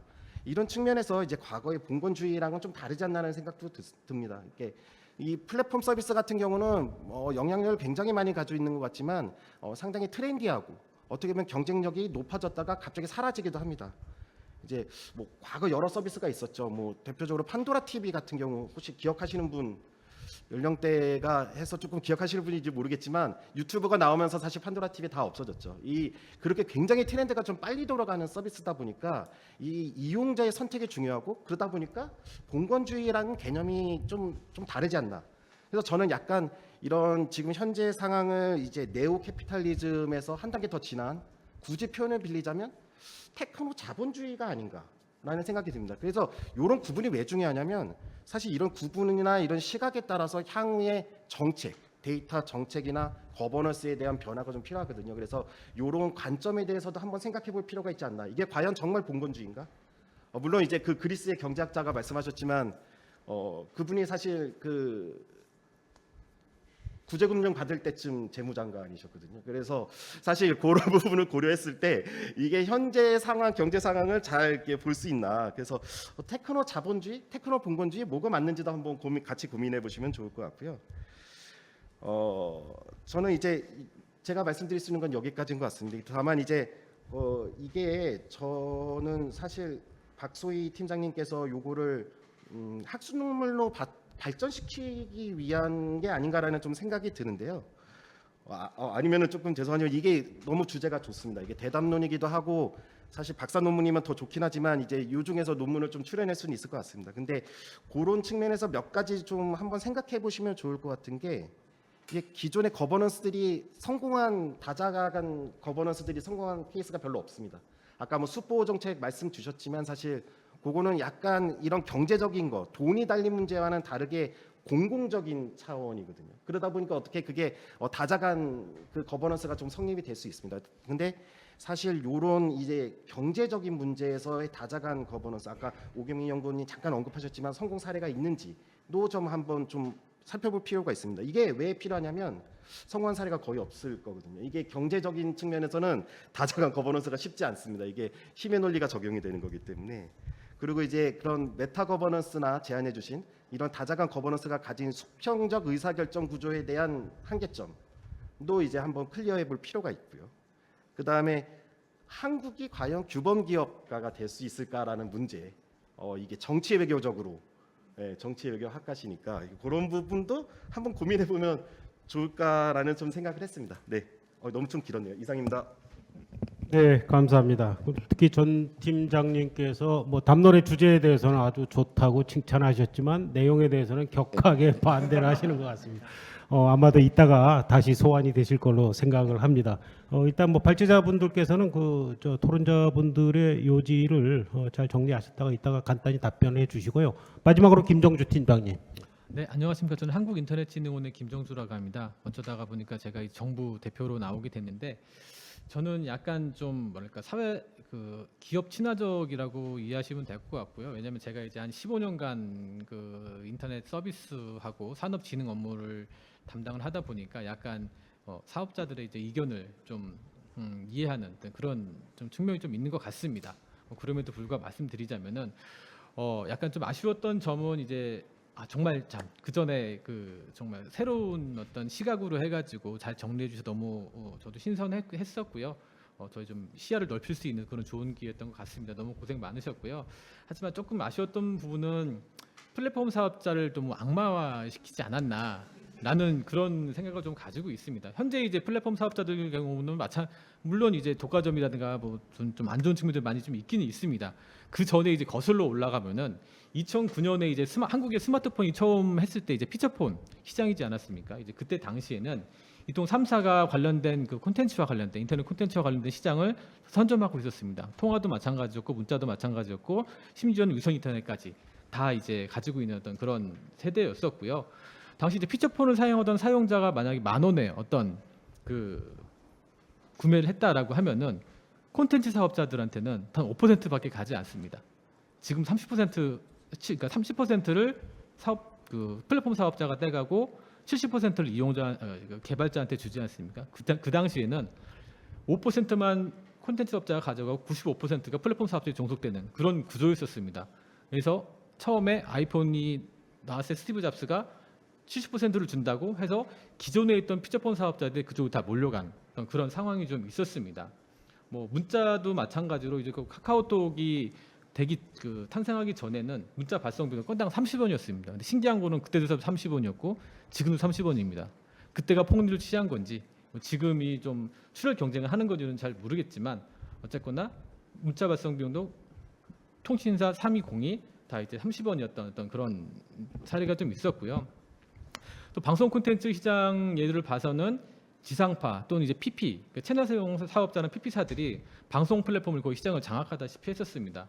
그래서 콘텐츠 사업자, 정말 창작을 하시는 그런 분들은 원래 예술은 뭐 배고픈 거야라고 하면서 본인들의 열정을 다 태워가지고 콘텐츠를 개발을 했었습니다. 하지만 그 만든 콘텐츠조차도 어떤 이제 PD라는 그런 분들에 대한 막강한 힘의 논리에 따라 가지고 송출을 하거나 송출하지 못하는 그런 다양한 문제들이 발생을 좀 했었고요. 하지만 현재는 이제 유튜브라든가 다양한 방송 송출 매체가 플랫폼이 나타남으로 인해 가지고 그분들의 수익을 확대되는 어떤 그런 긍정적인 효과도 좀 있어 온 것도 사실입니다. 네.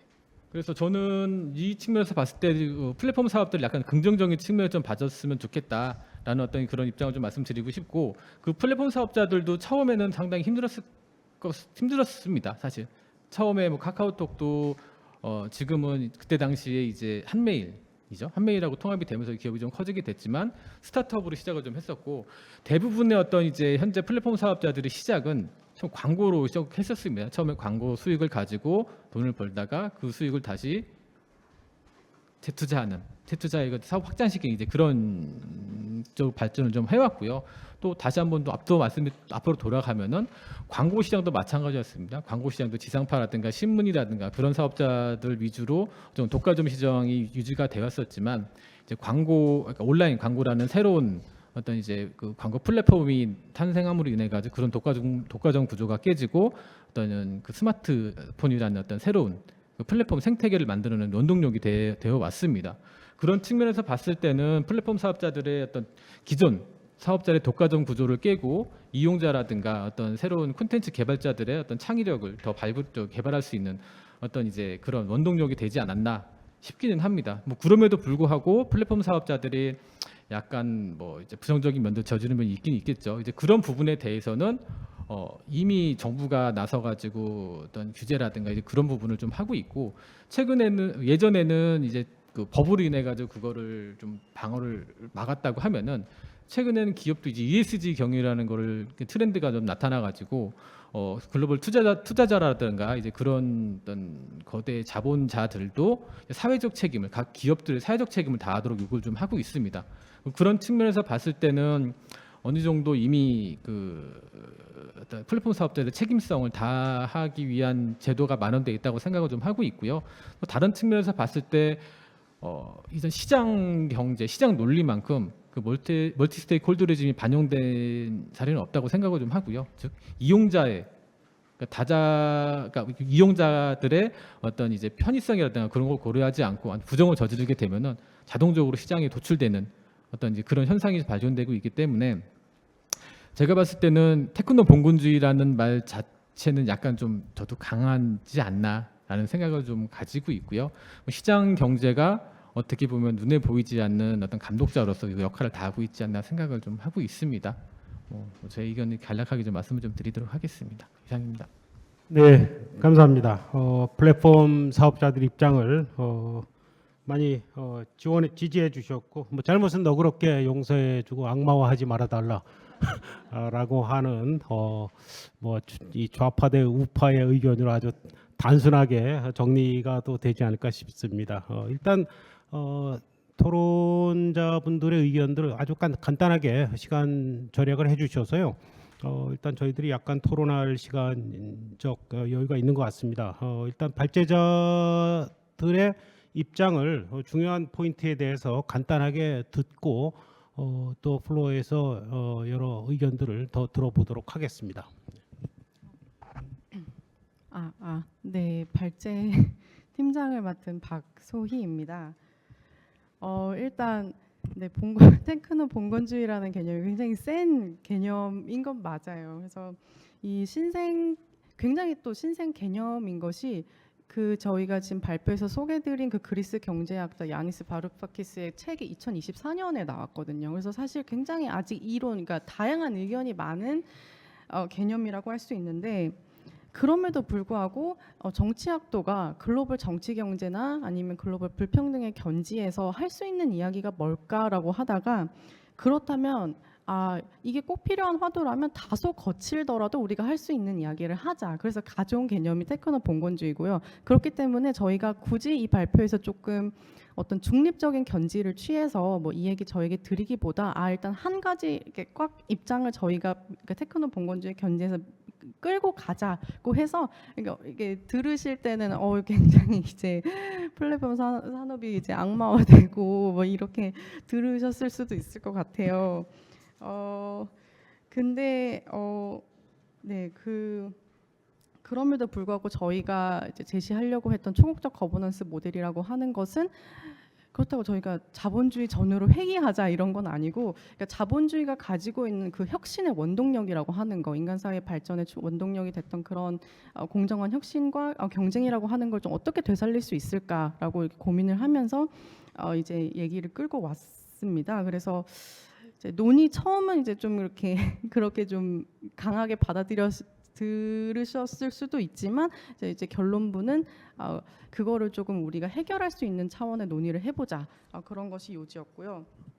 또 이제 구체적인 어떤 이제 제도적 차원에서 이제 질문을 몇 가지 주셨는데, 뭐 오경미 연구원 선생님께서 뭐 정부의 개입 규모, 뭐 그런 방법 같은 구체적인 차원에서는 어떻게 할 거냐, 그런 질문 주셨고, 또 양지수 박사님도 이게 지금 굉장히 거시적인 담론을 던졌고 거버넌스 차원에서의 어떤 해결이 필요하다고 했는데, 그럼 시민사회 차원에서는 뭐 어떻게 할 수 있는 게 없냐, 이런 질문을 주셨는데요. 일단 저희가 이 발표에서 하려고 했던 거는 일단 초국적 거버넌스가 필요하다. 그러니까 초국적인 어떤 총망라하는 그런 거버넌스가 필요하다는 문제의식 하에 거버넌스를 제시했던 거고, 구체적인 청사진, 뭐 이게 실제적으로 행위자들이 만나서 어떻게 조율해가는지는 사실 그거는 잘 모르겠어요.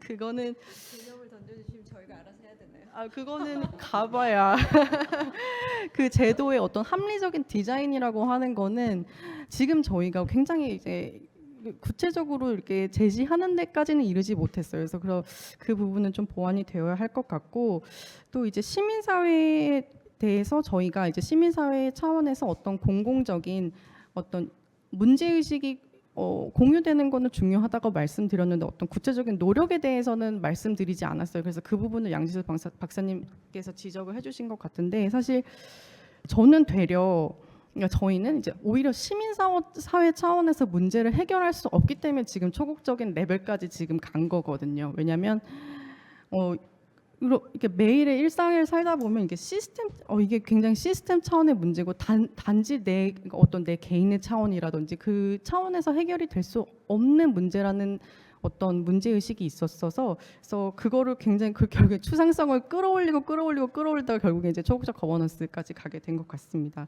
그래서 그 부분을 또 말씀드리고 싶고, 또 마지막은 그 이제 전용균 팀장님께서 이거 그러니까 옛날의 봉건주의와 이제 오늘날의 봉건주의는 다르지 않냐라고 말씀을 하셨는데, 그 점은 네, 그렇죠. 왜냐하면 옛날의 봉건 제도에서는 정주법이라는 게 있어서 넘어가면 바로 이제 뭐 처벌을 받는 그런 제약이 있었다면, 이제 우리는 이제 디지털 영지라고 한다면 디지털 플랫폼을 이동할 수 있는 그런 자유는 있는데, 그러니까 저희가 좀 주목했던 거는 실제로 이 테크노 봉건주의, 신봉건주의 학자들이 주목하는 거는 렌티어십이라고 하는 게 지대를 추구하고 그 혜택을 굉장히 추구하는 그런 행위에 주목을 해요. 그래서 지대 추구라고 하는 측면에서 갑자기 사용료를 걷지 않다가 사용료를 걷고, 근데 이미 그 플랫폼은 내 삶에 너무 깊숙이 들어와 있어서 그걸 대체할 수가 없는 상황에 이르렀다든지, 그런 측면을 저희가 조금 말씀을 드리고 싶었어서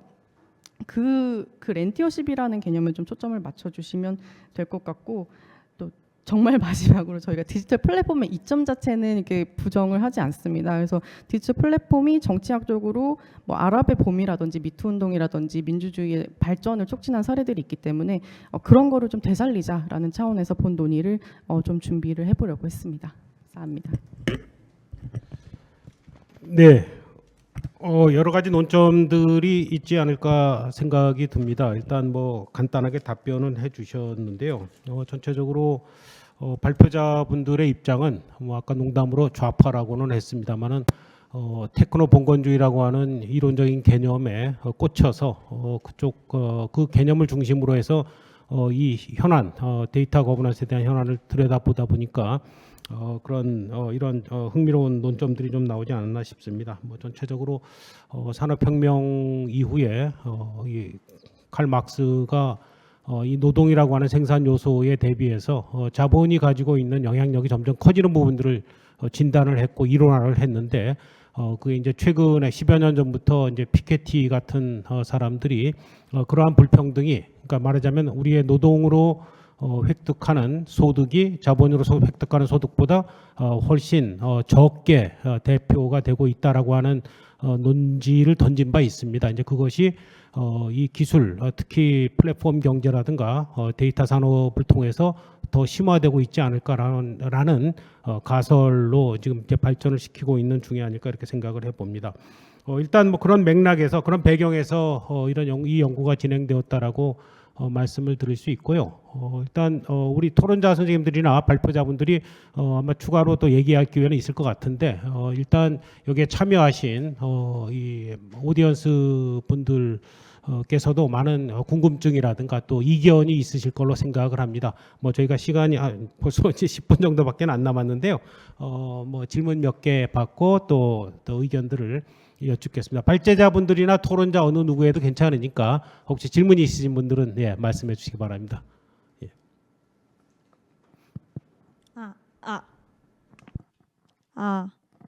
네, 안녕하세요. 저 이화여자대학교 앉아서 진행해도 되나요? 네. 이화여자대학교 엄채은이라고 합니다. 네, 사실 저는 여기 발제자로 참여를 하고 있지만 사실 약간 좀 맥락을 다른 부분에서 말씀을 드리면은 저는 개인적으로 발제 주제에 완벽하게 동의한 편은 아니었습니다. 저도 그래서 제가 사례 부분만 맡기도 했었고 그냥 조금 격가지 부분들에 오히려 조사를 집중했던 부분들이 있었는데 왜냐면 저는 개인적으로 소프트웨어 전공도 따로 하고 있고 기획적인 측면에 굉장히 관심이 많아서 카카오 오히려 팀장님의 말씀을 정말 공감하면서 들었던 것 같거든요. 그러니까 서비스 기획적 차원에서 바라보기도 해야 된다. 그런데 제가 그래도 이 논의에 참여를 했던 이유 중 하나는 뭐였냐면 결국에는 이 데이터라는 것이 이용자에게서 나왔다는 것 자체는 부정할 수 없는 사실이잖아요. 근데 결국에 말하고자 하는 것은 너무 센 개념을 제시하긴 했지만 데이터라는 것이 결국에 기업에 흘러 들어가서 그 기업이 그 데이터를 가공을 해서 자신의 이익을 창출하는 데 사용을 하고 있다. 그런데 이제 그 데이터를 이용자에게서 산출하는 것에 대한 피를 과연 제대로 제공을 하고 있는가, 그 비용을, 그런 의문에서부터 제가 시작을 하게 되었거든요. 결국에 이렇게 초국적 거버넌스 이렇게 큰 차원까지 오긴 했지만 다시 한번 돌아가서 생각을 해보면은 이용자는 데이터도 제공하고 거기에 맞는 구독료도 제공한단 말이죠. 근데 구독료에 대해서 의문을 제기하는 이용자는 사실 거의 없다라고 생각을 합니다. 왜냐하면 그 서비스가 자신에게 주는 이득이 있기 때문이고 아까 말씀하셨다시피 넷플릭스 마음에 안 들어? 그럼 나 디즈니로 갈아타면 되거든요. 그래서 그 정도의 자유점은 있다고 생각을 하지만 그래도 그 데이터라는 게 기업으로 흘러들어가서 기업이 데이터를 가지고 그걸 가공을 해서 수익을 창출하게 되는데 구독료도 내고 그럼 데이터도 제공을 하게 되는 거거든요. 그러면 그 데이터라는 것이 결국에 이렇게 가공이 돼서 수익 창출에 이용이 됐을 때 그 벌어지는 격차가 계속해서 발생을 한다라고 생각을 했습니다. 물론 개인 정보 동의, 이용 동의 이런 걸 하긴 하지만 그런 건 굉장히 작은 차원이 아닌가. 그러면은 결국 그거는 전 이용자뿐만이 아니라 노동자도 같은 입장이라고 생각을 하거든요. 결국 그래서 카카오 팀장님께서도 정말 저한테는 약간 이제 실무자시니까 우상 같은 존재이시지만 하지만 사실은 이제 기업에 소속된 입장이시기도 하잖아요. 어떻게 보면은 그래서 노동자의 차원에서 그리고 이용자의 차원에서 기업만이 그 모든 불균등한 수익 구조를 다 가져가는 것이 맞는가라는 차원에서 논의가 되어야 된다고 생각하고 그런 면에서 이제 데이터가 플랫폼에 100% 귀속하는 것이 맞는지 혹은 시민사회 수준에서도 그것에 대해서 아직은 별로 문제의식이 없다라고 생각을 하거든요. 이건 너무 초국적이지만 내 데이터가 기업이 그 데이터를 가지고 마음대로 이용을 하고 나는 기업의 점점 데이터 자체가 귀속이 되는 건데 그거에 대해서 내 데이터의 권리를 니네가 다 가져가는 게 맞아? 라는 논의는 아직까지 많이 진행되지 않았다고 생각을 해서 그걸 시민사회 측면에서 다시 가져가서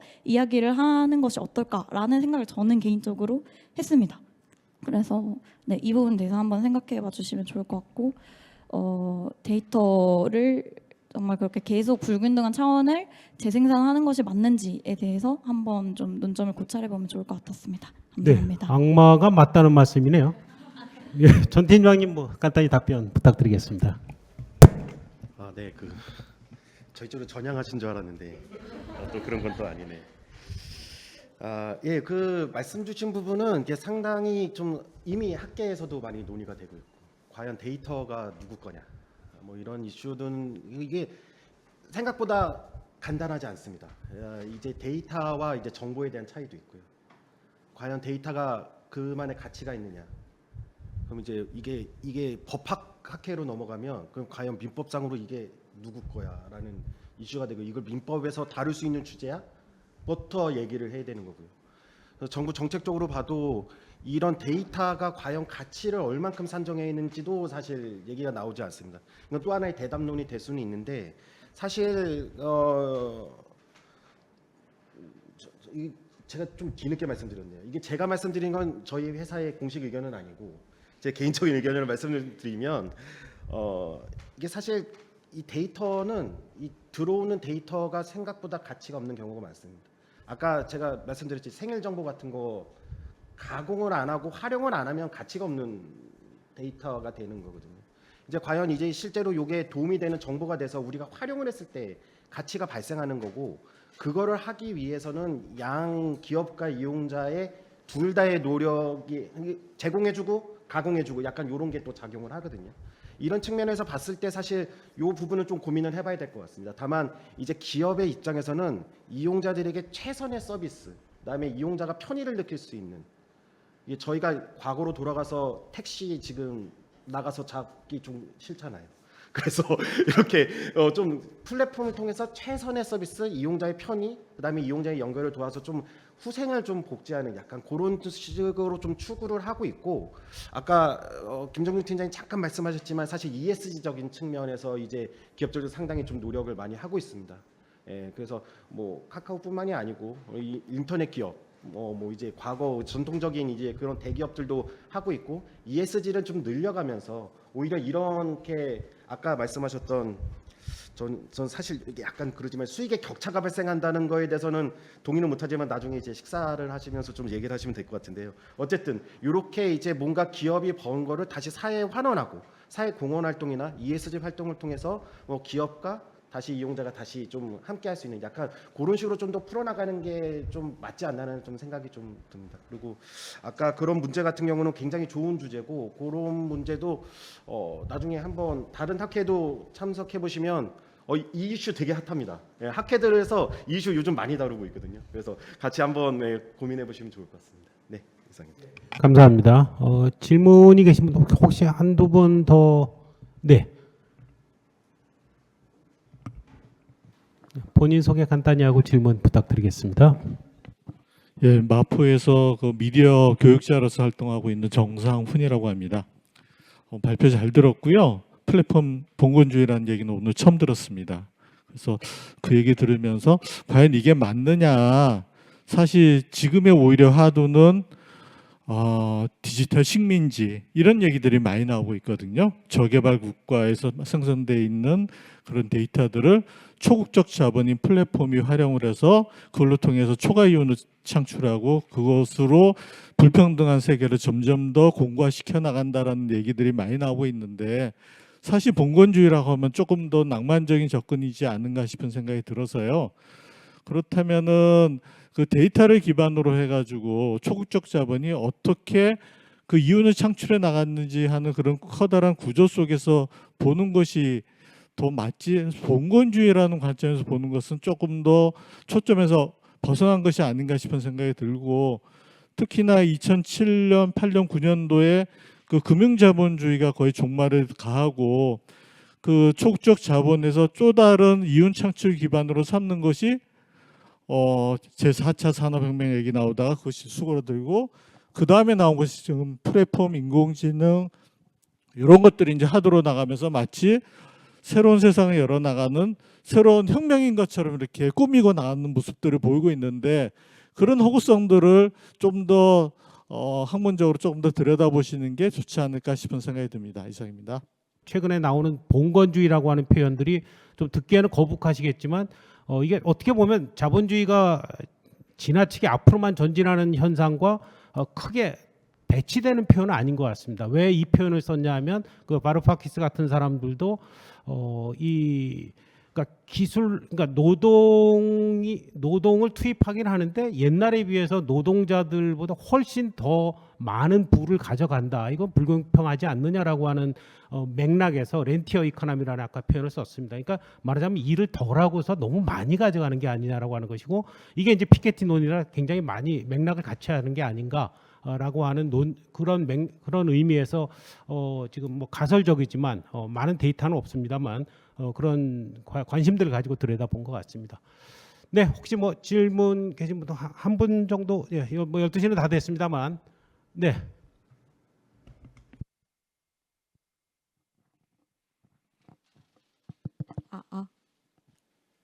네. 안녕하세요. 저도 그 이화여자대학교에서 정치학을 공부하고 있는 학생인데요. 저도 굉장히 인터넷 거버넌스나 뭐 안보까지 해서 굉장히 그 관심이 많아가지고 참여를 하게 되었습니다. 너무 발표도 잘 들었고 패널분들이 말씀하시는 거에 대해서도 뭐 일부 동의하는 바도 있고 일부 이게 맞나 싶은 것도 있어가지고 마이크를 넘겨받게 되었는데요. 일단 발제자분들한테 제가 드리고 싶은 질문이자 다시 생각을 한번 해봐야 하는 것 정도라고 생각하시면 될 것 같은데, 이제 초국적 거버넌스를 말씀을 하시면서 이제 국제적인 차원에서는 여러 가지 뭐 시민사회나 기업이나 그런 국가들이 다 합심을 해서 뭐 이런 초국적 거버넌스를 만들려고 한다라고 말씀을 하시면서 이제 한국의 역할을 얘기를 해주신 게 좀 더 이야기를 하셨으면 좋겠다는 생각이 들었거든요. 그래서 말씀을 하신 게 이제 뭐 중견 국가로서 그리고 뭐 플랫폼을 잘 사용하는 국가로서 우리가 그런 역할을 해야 된다. 네. 그런 무슨 규범 기업가의 역할을 해야 된다라고 말씀을 하셨는데, 저는 여기서 궁금한 게, 그러면 규범 기업가의 역할을 만약에 한다고 하면 이거를 어쨌든 우리나라의 입장에서 이야기를 해야 될 거 아니에요. 국제사회에 나가서. 그러면 요거를 어떤 행위자가 주도적으로 이거를 행위를 할 건지가 저는 굉장히 궁금했거든요. 그래서 지금 뭐 정부 관계자도 나와 계시고 기업에서도 나와 계시고 시민사회에서도 나와 계시는데, 이분들이 다 합심을 해서 국제사회로 나아가게 된다면 요거를 뭐 수평적인 입장에서 다 같이 의견을 조율을 할 수 있는 거긴 한지, 지금도 엄청 많은 이야기거리가 나오는데 이게 과연 합심이 돼서 이야기를 할 수 있는지, 아니면 그 중에서 뭐 패권을 잡아서 대표적으로 이야기를 해야 되는 역할이 있는지가 저는 굉장히 궁금했고, 시간이 좀 넘어가지고 제가 더 말을 해도 될지 모르겠지만 그 카카오 팀장님께서 말씀을 하신 게 저는 굉장히, 저도 정치학을 공부하는 입장에서 이게 기업의 입장과 정치학을 공부하는 사람과는 좀 다르다고 생각을 했어요. 그래서 아까 다들 좀 테크노 봉건주의에 대한 워딩에 대해서 굉장히 회의적인 입장을 가지고 계신 것 같은데, 사실 계속 말씀을 하신 게 소비자의 편의성을 위해서 저희가 데이터를 가져오고 뭐 그래서 더 다시 환원을 해준다라고 이야기를 하지만, 결국에는 편의라고 얘기를 해서 뭐 필요 없는 정보, 쓸데없는 개인 정보라고 지칭을 할 수 있는 것 자체가 조금 한 사람의 그런 정보를 뭐 필요 없는, 쓸데없는, 아니면 생산성 없는 정보라고 얘기를 하는 것 자체가 조금 시민사회의 입장에서도 생각을 해봐야 될 것 같고, 또 저도 한 사람의 이용자로서 이게 맞나? 라는 생각을 가지게 되더라고요. 그래서 기업의 입장에서도 이게 ESG만으로 가능할지, 그리고 개인정보에 대해서 이런 입장을 취하는 것도 과연 앞으로 좀 크게 봤을 때, 넓게 봤을 때, 그리고 길게 봤을 때 과연 도움이 되는 그런 입장인지 조금 궁금했습니다. 네, 감사합니다. 두 번째 질문에 대해서는 다시 전 팀장님이 소환되셔야 될 것 같고, 첫 번째 질문은 김정주 팀장님하고 오영권님께서 간단히 좀 답변 부탁드리겠습니다.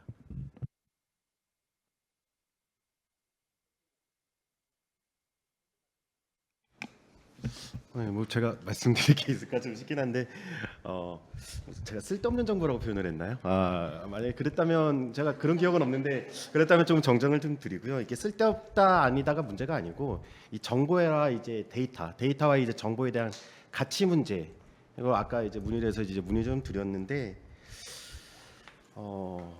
네, 그 말씀 주신 거 잘 유념을 하고 이게 제가 딱 막상 말씀을 드릴 말이 없는 것 같아요. 네, 나중에 좀 또 추가적으로 따로 말씀을 주시면 제가 또 생각도 들려드릴 수 있도록 하겠습니다. 네, 감사합니다. 뭐 두 번째 주신 질문을 얘기를 하면 저희 뭐 일상의 고단함이라고 말씀을 드릴 수가 있을 것 같은데 추상적인 논의를 하셨으면 저희가 일상에서 겪고 있는 얘기를 해드리자면 이게 다자 간의 관계는 정부가 어떤 정부냐에 따라 그다음에 어떤 정부 부처를 만나느냐에 따라 되게 달라져요. 그래서 거기에서 저희가 매번 뭐 의견이 똑같이 조율되지는 않죠. 그리고 뒤에서 만나서 뭐 저희가 로비도 하고 그다음에 뭐 토론 자리 같은데 만나면 되게 서로 비판도 하고 네 그리고 뭐 뒤에 가가지고 악수도 하고 그리고 그러기도 하는데 사실 이번 정부는 굉장히 독특한 정부라는 거를 저희가 매번 겪고 있거든요. 그래서 뭐 예로 들면 이번 정부만큼 이렇게 어려웠던 적은 없었던 것 같아요. 그래서 예로 들면 얼마 전에 이제 3차 민주주의 정상회의가 있었는데 거기에서 시민사회단체들이 거의 없었어요. 한국 시민사회단체들이 외국인들밖에 없고 그래서 민주주의 정상회의라고 얘기를 하고 민주주의를 이제 촉진하겠다라고 얘기를 해놓고 이제 뭐 메타 거버넌스가 없으니까 지금 뭐 다 저기 다자 간의 거버넌스밖에 없잖아요. 그러면 3자를 다 데려와야 되는데 어떻게든 이제 한국 시민사회 단체들 못 오게 하려고 홍보를 거의 안 한 거죠. 그래서 이것들이 사실 3자 간의 그 관계에서 정부가 얼마나 역할을 이제 해주느냐가 굉장히 중요한데 그것이 어떤 이제 정부가 어떤 정치적인 신념 이념에 따라 움직이느냐 거기에 따라서 이제 굉장히 상황이 달라질 수가 있죠. 네. 도움이 되셨으면 좋겠습니다.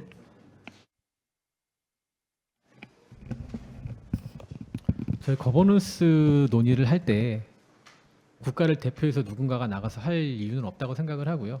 만약에 그쪽 참여가 원하신다고 하면은 뭐 정부가 시민단체든 개인변이든 저희 뭐 다양한 어떤 그 지원하는 체계를 운영을 좀 하고 있거든요. 이제 그거를 통해서 같이 목소리를 내시면은 좋다. 하지만 그게 반드시 국가 단위로 할 필요는 없다라는 의견을 좀 드리고 싶고요. 그리고 정부 차원에서 봤을 때도 어떤 제도를 만들었을 때 그 시민 뭐 법이나 등 만들었을 때 공청회라는 걸 반드시 거치도록 돼 있습니다. 저희도 뭐 고시라든가 뭐 좀 다양한 뭐 가이드라인이라든가 이제 그런 걸 만들 때도 시민단체라든가 다양한 분들의 의견을 좀 모아가지고 그분들의 의견을 최대한 반영할 수 있도록 노력을 좀 하고 있고요. 정부에서도 뭐 정부가 힘이 있고 법을 만드는 주체이긴 하지만 국회의원이라는 분들도 통과를 해야 되고 그쪽에서도 어떤 다양한 이해관계도 의견을 듣도록 하고 있기 때문에 어느 정도 반영되고 있지 않나 그렇게 좀 생각을 좀 하고 있습니다. 네. 네, 감사합니다. 뭐 시간이 벌써 한 10여 분 지나서요. 이제 마무리를 지어야 될 것 같습니다. 오늘 뭐 첫 번째 세션으로 유스 그 젊은 학생들이 중심이 되는 여러 가지 어젠다를 제시하고 또 흥미로운 논점들을 가지고 토론할 수 있었습니다. 뭐 시간이 되면 더 깊이 논의할 수 있는 또 다른 기회가 있기를 기대합니다. 그리고 벌써 점심 시간이 되었으니까요. 뭐 시간이 되시는 분들은 아래층에 지하에 내려가셔가지고 또 후속 세션들을 드시면서 하셔도 좋을 것 같습니다. 오늘 수고해주신 발제자분들과 또 토론자 선생님들 또 참석해주신 모두 오디언스들을 위해서 다 뜨거운 박수 부탁드리겠습니다. 감사합니다.